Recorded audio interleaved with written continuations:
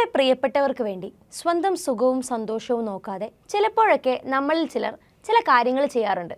ഒരുപക്ഷെ നമ്മുടെ ജോലിയെ, പഠിപ്പിനെ, ആളുകളുമായുള്ള ബന്ധത്തെ, സാമ്പത്തിക സ്ഥിതിയെ, ആരോഗ്യത്തെ, അങ്ങനെ പലതിനെയും ബാധിക്കുന്നതായിരിക്കാം അതല്ല.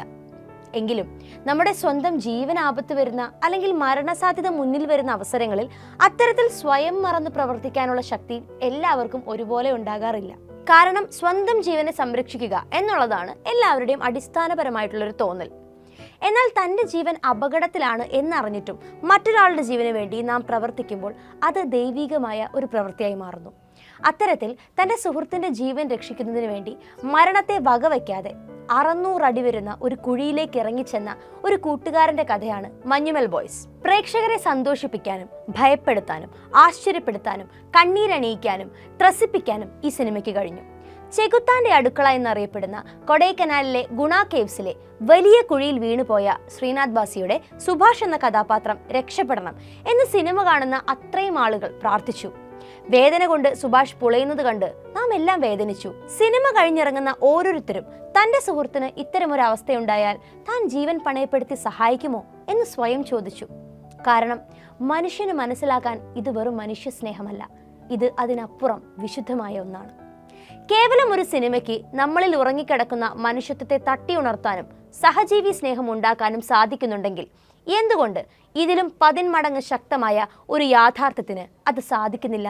സ്വന്തം വീടുകളും സ്കൂളുകളും പള്ളികളും കളിസ്ഥലങ്ങളും ബോംബും മിസൈലും വീണ് തകരുന്നത് നോക്കി നിൽക്കുന്ന കുട്ടികൾ, ഇടിഞ്ഞു വീഴുന്ന കെട്ടിടത്തിന്റെ ഭാരം താങ്ങാനാവാതെ തല തകർന്ന് മരണപ്പെട്ട മനുഷ്യർ, സ്വന്തം സുഹൃത്തുക്കളുടെ ചോരയിൽ കുളിച്ച ശരീരങ്ങൾ താങ്ങിക്കൊണ്ട് ആശുപത്രികളിലേക്ക് ഓടുന്ന യുവതി യുവാക്കൾ, മാതാപിതാക്കൾ കൊലപ്പെടുന്നത് കൺമുൻപിൽ കണ്ടിട്ടും മനോധൈര്യം വിട്ടുകളയാതെ ജീവൻ പിടിച്ചു നിർത്താൻ പെടാപ്പാട് പെടുന്ന 3-4 വയസ്സ് മാത്രം പ്രായമുള്ള കുരുന്നുകൾ, സ്വന്തം കുഞ്ഞുങ്ങളുടെ കൈകളിലും കാലുകളിലും മഷി കൊണ്ട് പേരെഴുതി പിന്നീട് ആ കുഞ്ഞിക്കാലുകളും കൈകൾക്കും വേണ്ടി ശവശരീരങ്ങൾക്കിടയിൽ പരതുന്ന മാതാപിതാക്കൾ, കൂടെയുണ്ടാകുമെന്ന് കരുതിയിരുന്ന കാമുകന്റെയും കാമുകിയുടെയും ജീവനില്ലാത്ത ശരീരങ്ങളെ നോക്കി നിലവിളിക്കുന്നവർ.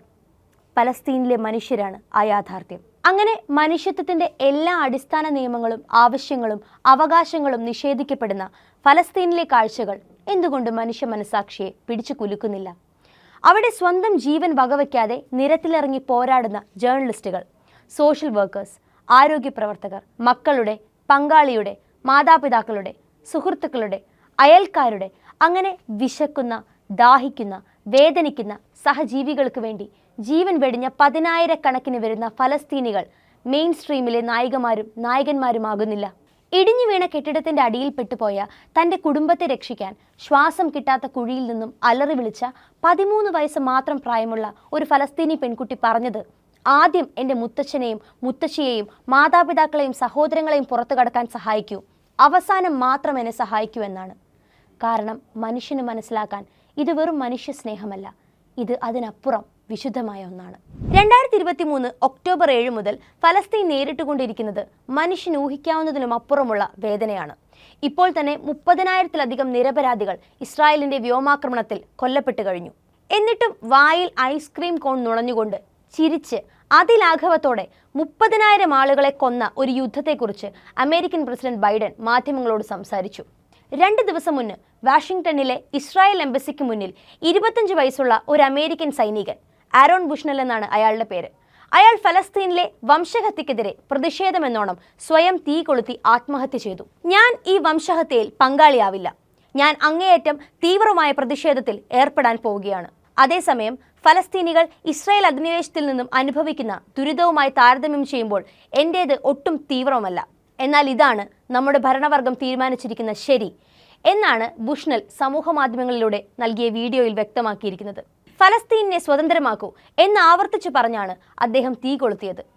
സ്വന്തം ജീവൻ അവസാനിപ്പിച്ചുകൊണ്ട് പ്രതിഷേധിച്ച ആ മനുഷ്യന്റെ മരണം, ലോകത്തെ ആകെ പിടിച്ചു കുലുക്കാമായിരുന്ന ആ എളിയ മരണം ആരും ചർച്ച ചെയ്തില്ല എന്ന് മാത്രമല്ല, ആ 30,000 കൊലപാതകങ്ങൾക്കിടയിൽ അത് അവഗണിക്കപ്പെടുകയും ചെയ്തു. ഇതൊരു പക്ഷേ തൻ്റെ ജീവൻ നഷ്ടപ്പെടും മുന്നേ ആ ചെറുപ്പക്കാരൻ മനസ്സിലാക്കി കാണണം. എന്നിട്ടും എന്തിനു വേണ്ടി മറ്റൊരു രാജ്യത്തെ വംശഹത്യയിൽ പ്രതിഷേധിച്ച് അയാൾ ജീവനൊടുക്കി? കാരണം മനുഷ്യന് മനസ്സിലാക്കാൻ ഇത് വെറും മനുഷ്യ സ്നേഹമല്ല, ഇത് അതിനപ്പുറം വിശുദ്ധമായ ഒന്നാണ്. 10,000-ലധികം കുട്ടികൾ ഇതിനോടകം ഗാസയിൽ കൊല്ലപ്പെട്ടു കഴിഞ്ഞു. അതിലേറെയും ഈ യുദ്ധം എന്തിനു വേണ്ടി എന്ന് പോലും അറിയാൻ പ്രായമാകാത്ത മക്കളാണ്. അവസാനമായി യുണൈറ്റഡ് നേഷൻസിന്റെ റിലീഫ് ഏജൻസി ഗാസയിൽ ഭക്ഷണം എത്തിച്ചത് ജനുവരി 23, 2024 ഭക്ഷണമില്ലാതെ ശരീരം എല്ലിച്ച് ഇതിനോടകം തന്നെ ഒരുപാട് കുഞ്ഞുങ്ങൾ മരണപ്പെട്ട് കഴിഞ്ഞു. കന്നുകാലികൾക്കുള്ള തീറ്റയാണ് അവർ ഇപ്പോൾ കഴിക്കുന്നത്. അതും വളരെ കുറച്ച് മാത്രമേ ഗാസയിൽ ലഭ്യമായുള്ളൂ. ഹോസ്പിറ്റലുകൾ ബോംബിട്ട് തകർക്കുന്ന യുദ്ധനീതി മറ്റെവിടെയാണ് കേട്ടിട്ടുള്ളത്? പിഞ്ചു കുഞ്ഞുങ്ങളെ മാസങ്ങളോളം കുരുതി കൊടുത്തിട്ടും അതിനെതിരെ ഒരു നീക്കവും നടത്താത്ത തരം യുദ്ധനീതി മറ്റെവിടെയാണ് കേട്ടിട്ടുള്ളത്? ബുദ്ധിവൈകല്യം ബാധിച്ചവരുടെ, ഭിന്നശേഷിക്കാരുടെ സെന്ററുകൾ ബോംബിട്ട് തകർത്ത് അവരെ കൊല്ലുന്ന തരം യുദ്ധനീതി മറ്റെവിടെയാണ് കേട്ടിട്ടുള്ളത്? യുദ്ധ തടവുകാരെ നഗ്നരാക്കി ചൂഷണം ചെയ്യുന്ന, സ്ത്രീകളെ ബലാത്സംഗം ചെയ്യുന്ന, മനുഷ്യരെ പട്ടിണിക്കിട്ട് കൊല്ലുന്ന യുദ്ധനീതി മറ്റെവിടെയാണ് കേട്ടിട്ടുള്ളത്? എന്നിട്ടും ഇപ്പോഴും തങ്ങളുടെയും ചുറ്റുമുള്ളവരുടെയും ജീവൻ കെട്ടിപ്പിടിച്ച് ഓടുകയാണ് ഗാസയിലെ മനുഷ്യർ. കൂടെയുള്ളവരെ ചേർത്ത് പിടിച്ച് അതിജീവനത്തിനായി പൊരുതുകയാണവർ. സ്വന്തം ജീവൻ വകവയ്ക്കാതെ മറ്റുള്ളവർക്ക് വേണ്ടി, അവരുടെ വിശപ്പിന് വേണ്ടി, ദാഹത്തിന് വേണ്ടി നിരത്തുകളിൽ മരിച്ചു വീഴുകയാണവർ. കാരണം മനിതർ ഉണർന്നു കൊള്ളേ, ഇത് മനിതക്കാതലല്ലേ, അതേയും താണ്ടി പുനിതമാണിത്.